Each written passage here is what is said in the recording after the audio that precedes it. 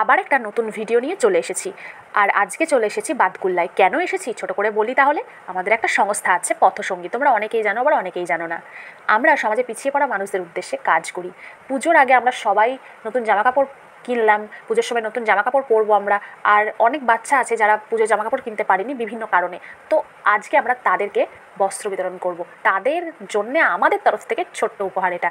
আর আমাদের এই কাজে যারা যারা সাহায্য করেছে, ফেসবুক হোয়াটসঅ্যাপের মাধ্যমে যারা আর্থিকভাবে সাহায্য করেছে, তাদেরকে অসংখ্য ধন্যবাদ। অনেকেই বক্তব্য রাখবেন, যখন বক্তব্য রাখবেন তখন তোমরা পুরো ডিটেলস জানতে পারবে। আরও অনেক কিছু তোমাদেরকে জানাবো।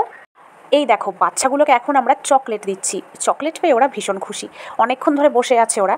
আর কিছুক্ষণের মধ্যে আমরা আমাদের বস্ত্র বিতরণ অনুষ্ঠান শুরু করে দিয়েছিলাম। তো আমাদের দলেরই একজন, তিনি এখন বক্তব্য রাখবেন, কিছু বলবেন সবার উদ্দেশ্যে, সেটা তাহলে তোমরা শোনো।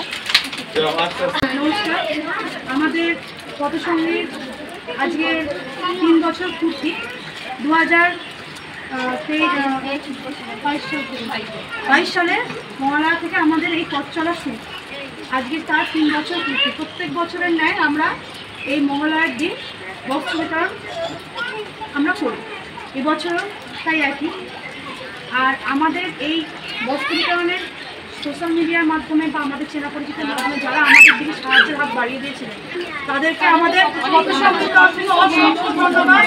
এবং ধন্যবাদ, দিবাড়িদিকে ধন্যবাদ এবং বড়কার সঙ্গে প্রত্যেক সদস্যকে ধন্যবাদ, ট্রাস্টের ধন্যবাদ আমাদের পক্ষ থেকে। আপনারা না থাকলে আমরা এই কাজটা করতে পারতাম না, আপনাদের সহযোগিতা ছাড়া পারবো না, আমরা পারতাম না। সবাইকে অসংখ্য ধন্যবাদ জানিয়ে আজকে আমাদের বক্তব্য শুরু করছি। আমাদের পথসঙ্গী সংক্রান্ত আপডেট আমি আমার ইউটিউব চ্যানেলে কমই দিই। পথসঙ্গীর ভিডিও সেভাবে আমার আপলোড করা হয় না। আমরা আরও অনেক এরকম ছোটোখাটো কাজ করে থাকি। পুজোর আগে বস্ত্র বিতরণটা আমাদের একটা বড় পর্ব। তো ফেসবুক পেজ আছে পথসঙ্গীর, সেটা আমি ডেসক্রিপশন বক্সে দিয়ে দেবো। তোমাদের ভালো লাগলে তোমরা সেটা ফলো করে রাখতে পারো, তাহলে পথসঙ্গী সংক্রান্ত সমস্ত আপডেট তোমরা পাবে। আর দেখো, ওরা নতুন বস্ত্র পেয়ে ভীষণ খুশি হয়েছে, আর ওদের খুশি দেখে আমরাও খুব খুশি হয়েছি। এটুকুই তো চাই জীবনে, যাতে তুমি কারোর দুঃখের কারণ না হও, তুমি যেন কারোর আনন্দের কারণ হও। আর ভগবান না চাইলে, কৃষ্ণ না চাইলে কিছুই করা যায় না। কৃষ্ণই আমাদেরকে দিয়ে কাজগুলো করান, তাই আমরা করি। আমরা বাড়ির থেকে সব কিছু ঠিক করে নিয়ে এসেছিলাম।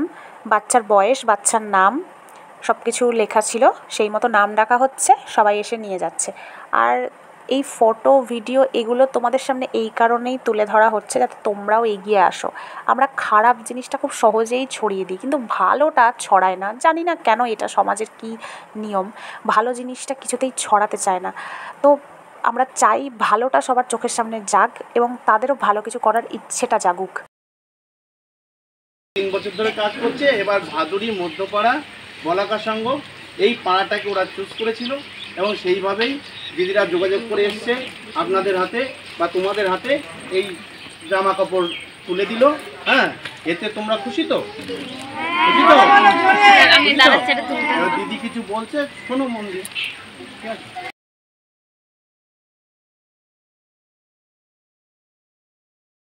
আপনারা যোগাযোগ করে আমাদের এখানে যারা দরিদ্র সীমার নিচে বসবাস করে, যাদের হাতে আপনারা আজকে এই বস্ত্র তুলে দিলেন, এই যে নরনারায়ণ সেবা, এই নরনারায়ণ সেবাতে আমাদের যে দরিদ্র সীমার নিচে আপনারা যাদের হাতে তুলে দিলেন, তারা সবাই দেখলেন যে এরা সবাই প্রাপ্য, এরা পেয়ে খুশি। শুধু তাই নয়, এরা হয়তো এদের বাবা মা হয়তো এবছর হয়তো কিনেই দিতে পারবে না, যে ঘরের ছেলে মেয়েদের আপনারা দিয়েছেন, আমরা যেভাবে চুজ করেছি, আপনারা চুজ করতে বলেছেন, সবাই হচ্ছে নিডি এবং সবাই হচ্ছে প্রাপ্য। সেই হিসেবে যে বাচ্চাগুলো আজকে নতুন জামা প্যান্ট পেলো, আপনারা হাতে তুলে দিলেন। মুড়াগাছা আপনাদের পথসঙ্গীর সংস্থার পক্ষ থেকে যে তুলে দিলেন আমাদের বাচ্চাদের, দুস্থ বাচ্চাদের হাতে, আমাদের বলাকা সংঘ ক্লাবের মারফত, ভাদুরী মধ্যপাড়া বলাকা সংঘ ক্লাব, বারাসাত জিপি, তাহিরপুর থানা, বাতকুল্লা লাগোয়া একটা গ্রাম। এই গ্রামে যে আপনারা সমাজ সেবামূলক কাজ করলেন, এতে আমরা ক্লাবের পক্ষ থেকে এবং গ্রামবাসীর পক্ষ থেকে আপনাদেরকে ধন্যবাদ দিচ্ছি। এবং ধন্যবাদ দেওয়াটা এই কাজের ক্ষেত্রে খুব একটা মূল্যবান বিষয় নয়, কিন্তু বিষয়টা হচ্ছে যে আপনারা যে এগিয়ে এসেছেন, আপনারা যে এই কাজে উদ্যোগ নিয়ে আমাদের এখানকার দুস্থ দরিদ্র সীমার নিচে যারা বসবাস করে, যারা প্রকৃত নিডি, তাদের হাতে তুলে দিয়েছেন। এতে আমাদের গ্রামের পক্ষ থেকে, আমাদের ক্লাবের পক্ষ থেকে আপনাদেরকে অভিনন্দন জানাচ্ছি। সামনে বছর যদি পারেন আবার আসবেন, দেখে গেলেন। ভালো থাকবেন, সুস্থ থাকবেন। নমস্কার।